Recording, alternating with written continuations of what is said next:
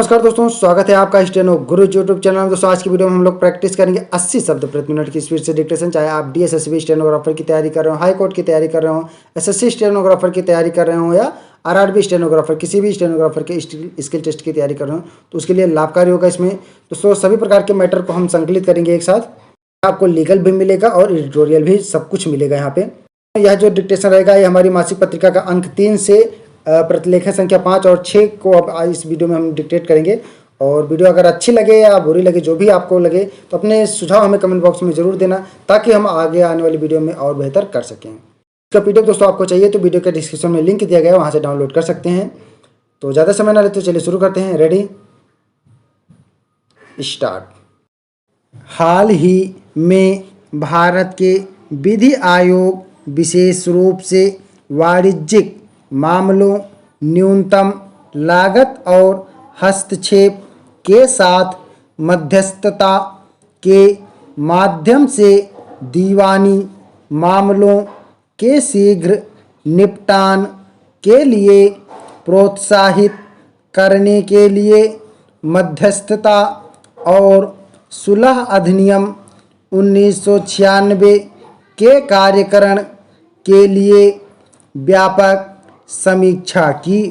आयोग ने यह सुनिश्चित करने के उद्देश्य से मध्यस्थता अधिनियम में विभिन्न संशोधनों की सिफारिश की थी कि मध्यस्थता तथा प्रक्रिया को तेजी से और प्रभावी ढंग से लागू किया जाए।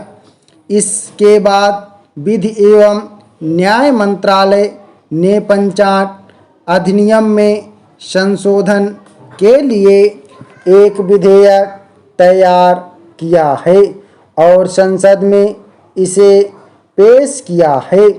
सरकारी मुकदमेबाजी एक अन्य क्षेत्र है जिस पर तत्काल ध्यान देने की ज़रूरत है। इस बाबत विधि और न्याय मंत्रालय के एक कुशल और जिम्मेदार वादी के रूप में कार्य करने में सरकारी मार्गदर्शन के लिए एक राष्ट्रीय लिटिगेशन पॉलिसी का मसौदा तैयार करने का प्रयास किया गया है। सभी राज्यों में भी अब उनके राज्यों ने अपनी राज्य मुकदमेबाजी नीति तैयार कर ली है। अब जोर इस बात पर है कि इन नीतियों का प्रभावी कार्यान्वयन हो। राष्ट्रीय मिशन इस मामले में उन्हें राज्य सरकारों को सहायता के लिए खुद को संलग्न करने का प्रयास कर रहा है। नागरिक के लिए न्याय के वितरण में सुधार करने के लिए कुछ न्यायालयी प्रक्रियाएं बदल गई हैं और संशोधित की गई हैं। उदाहरण के लिए प्रक्रिया की सेवा में सुधार किए गए हैं। Speed post, fax, courier, email, SMS के माध्यम से सेवा प्रदान करने के लिए सिविल प्रक्रिया में विलंब को दूर करने के लिए उच्च न्यायालयों में परिचालित किया गया है। उच्च न्यायालय के नियमों को केवल एक बार की प्रक्रिया शुल्क सम्मन के प्रभावी वितरण के लिए मानकीकृत प्रक्रियाओं के बारे में एक बारगी शुल्क वसूलने के लिए अनुमति देने के लिए तथा ईमेल पते का पंजीकरण, सेवा शुल्क को कम करने और मोबाइल फ़ोन की सेवा को सरल बनाने की प्रक्रिया में संशोधन किया जा रहा है।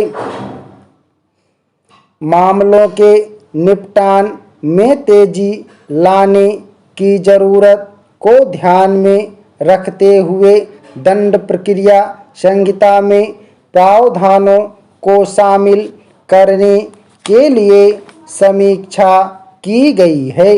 धारा 309 में प्रावधान है कि जांच और प्रशिक्षण की एक समयबद्ध सुनवाई होगी और कोई स्थगन नहीं और दैनिक रूप से सुनवाई पूरी की जाए। इसके अलावा याचिका सौदेबाजी की अवधारणा धारा 265 का के माध्यम से पेश की गई है। जेलों में 66% से अधिक कैदी विचाराधीन कैदियों के रूप में रह रहे हैं।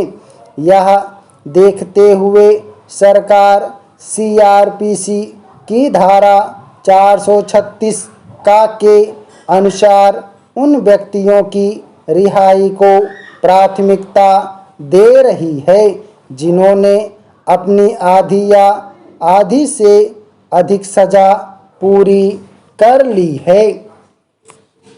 नए साल की शुरुआत के साथ ही रेल किराए और रसोई गैस सिलेंडर की कीमतों में बढ़ोतरी महंगाई की मार का सामना कर रहे लोगों की चुनौतियों को और बढ़ाने वाली है। यह किसी से छिपा नहीं है कि बीते काफ़ी समय से बाजार में रोज़मर्रा के ज़रूरी सामान की कीमतें औसत आय वर्ग के लोगों के सामने किसी तरह की समस्याएं पैदा कर रही हैं।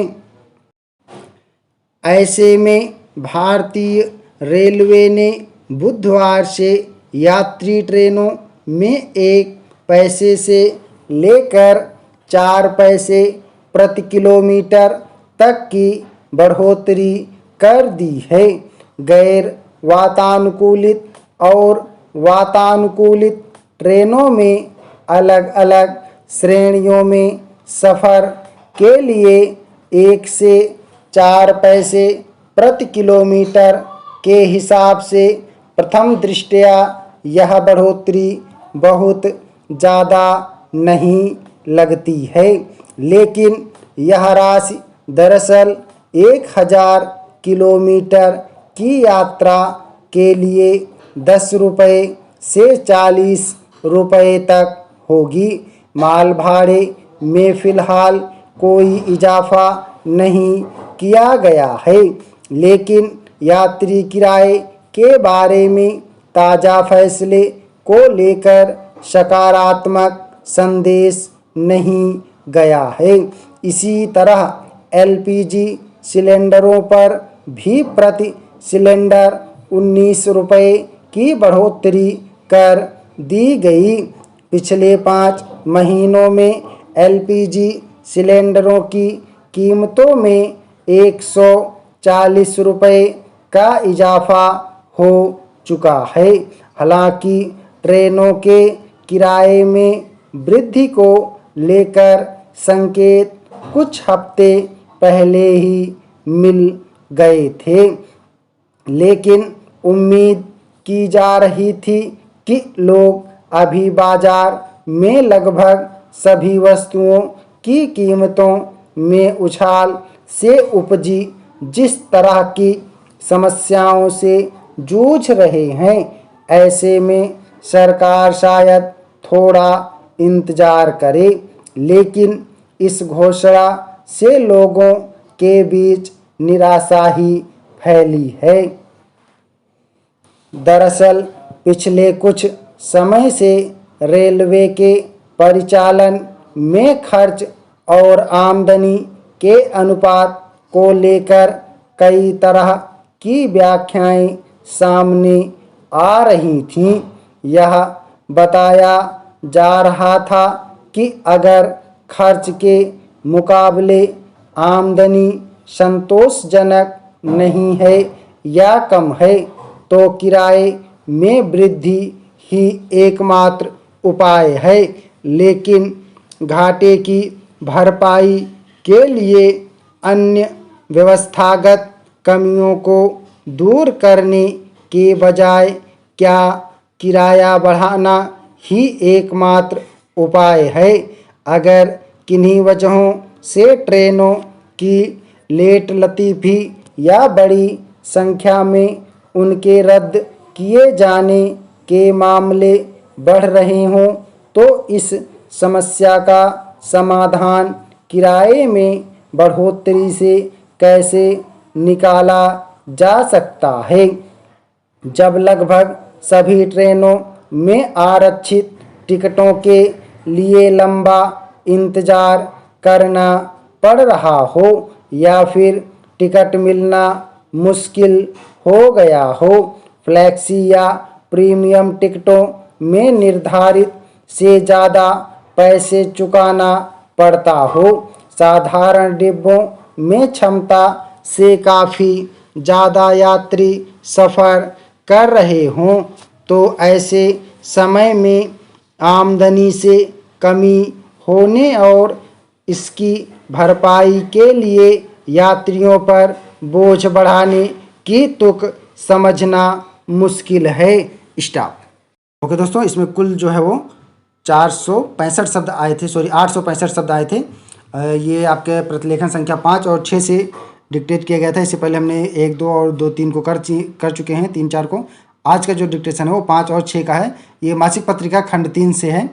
मासिक पत्रिका का अंक 3 है, उसी से लिया गया है। इसमें हमने लगभग सभी तरह के मैटर को समाहित किया है। अगर ये बुक आपको लेना है तो वीडियो के डिस्क्रिप्शन में लिंक दिया गया है, वहाँ से डाउनलोड कर सकते हैं। वीडियो पसंद आया तो वीडियो को लाइक कर देना और अपने बहुमूल्य सुझाव हमें कमेंट बॉक्स में ज़रूर देना।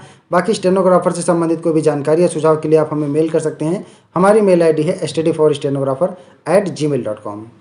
तो डेली डिक्टेशन के लिए चैनल को सब्सक्राइब कर लेना। मिलते हैं अगले वीडियो में नए डिक्टेशन के साथ। तब तक के लिए बाय। Thanks for watching. जय हिंद।